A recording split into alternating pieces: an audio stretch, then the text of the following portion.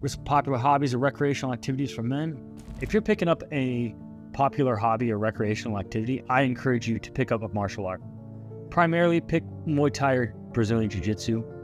If Brazilian Jiu-Jitsu is what I refer to as a forever sport. It's something that once you get started, you can dabble in it, you can be consistent with it for decades. You can still roll and grapple at some capacity all the rest of your life. Muay Thai, you could still do the same thing. There's old fucking tiny little Thai dudes. If you've ever been to Thailand, there's old crews, the name of a Thai trainer. There's old crews that are like, gotta be in their 50s or 60s, and they still beat the shit out of someone. Okay, and they can still move and do the thing. The thing about, Muay Thai is that I love it. I think it's phenomenal sport to practice. It's a great skill to learn. Great for your, overall fitness and health. But there's impact involved. So, you're training, you're going to get hit and things like that. The older you get, the less your body likes to recover from that sort of stuff. So gotta be careful. With Brazilian Jiu-Jitsu, not so much, but it'll still beat you up, but it's not quite the same. It's not the impact.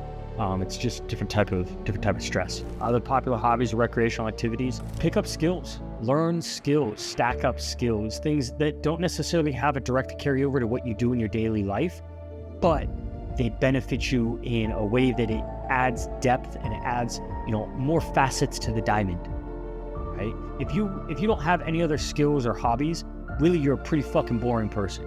Bland, vanilla. And yeah, vanilla's classic, but you need more to it. If you want to actually shine and stand out, again, look at yourself, no pressure, no diamonds. A diamond has all those different facets. That's what gives it its brilliance.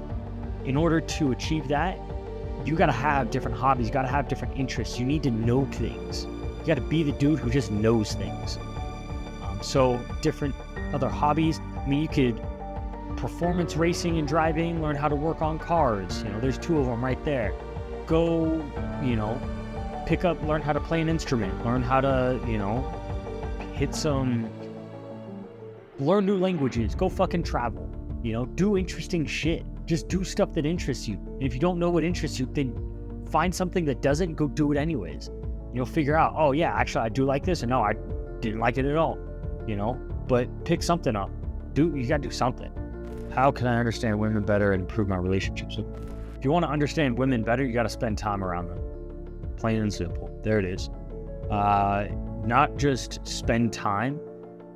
You can't spend time just for the sake of spending time. You need to be engaged. You need to be analyzing things like body mechanics. You need to analyze where the conversation's going. You need to analyze what it is when you say something. What is the response that you generally get? If you say one particular, thing, one line, one, hey, how you doing? One particular sentence, or one frame, one story, things like that, and you tend to get negative reactions from chicks, okay, it's probably not one that's going to serve you. If you want to understand women better and improve your relationships with them, you got to spend time talking to them, spend time around them, pay attention to what's happening, and then, learn as you go. Develop your social skills overall so that you can talk to them and engage with them in a pleasant way where they want to spend time around you, and then, you'll see your relationships grow. What are some effective dating tips or strategies?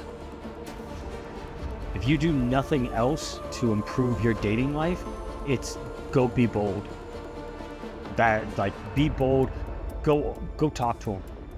More often than not, I promise, if you're looking to improve your dating life, if you want to improve your ability to date, your ability to attract women, you got to go get them first.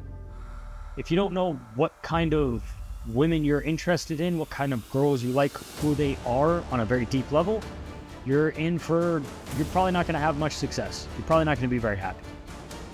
If you want to be miserable with women, then continue just dating around, trying to, guesswork, but in reality, if you want to improve your dating life, you got to know what you like.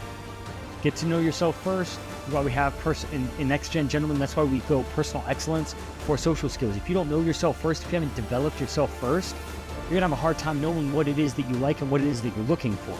And until you know what it is that you like and what it is that you're looking for, you're really not going to see true success in dating and in relationships. Because You don't know who you are, much less what it is that you want out of life.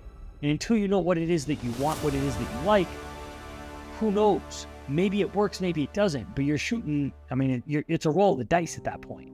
You could gamble all day long and be like, maybe this chick will work, maybe this chick will work, but you don't really know.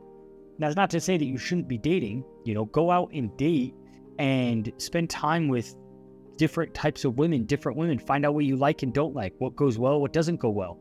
But at that same time, you need to be developing yourself so that you consciously understand what it is that you are looking for, what it is that you want, and how you can start to attract that into your life and how you can make the most out of any opportunity that you do happen to find. How can I approach and initiate a conversation with a woman I'm interested in? You approach and initiate a conversation. It starts by walking over there and talking to her. Done. How can I create a budget and effectively manage my finances? First and foremost, tally up what all your bills are for the month. If you don't know what you're spending on things, you're not going to have a good budget. You're not going to be financially savvy. If you don't know how much money you make and you don't know what it is that you need to spend to live your life, you have zero shot at creating a budget or managing your finances. That means you need to tally up all your major expenses, tally up your subscriptions, figure out how much money you have coming in, if you're salaried, if you're contract or commission, whatever it might be, get an idea of what it is. Inside of Next Generation Gentlemen, that's one of the most important exercises that we do is within that first month, we have everyone sit down and do a proper financial planning budget so that they understand how much money they're spending, how much money they're earning, how that stacks up and what that looks like over time, and how to manage it responsibly so that they can protect themselves in the future going forward. Some practical tips for saving money and building wealth. The most practical tip for saving money and building wealth is make more money. Find a way to leverage your job to make more money, whether that means you take work on the side, whether it means that you get a raise, whether it means you take a new job in a new place that pays you more, whatever it is, the more money you're making, the easier it is to build wealth. On the flip side of that, manage your expenses appropriately.